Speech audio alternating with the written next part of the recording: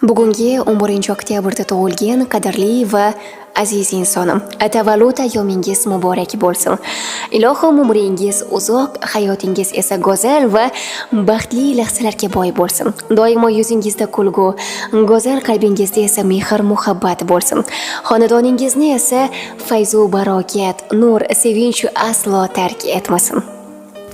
Sizning ham ushbu quvonchli kunda tug'ilgan yaqinlaringiz bo'lsa, Tabriklar TV loyihasi orqali biz ularni tabriklab beramiz. Birgina jonli qo'ng'iroq ularning qalbida bir umrlik xotiraga aylanishini unutmang. Tabriklar TV loyihasi yurakdan yurakkacha boradigan unutilmas teleloyiha.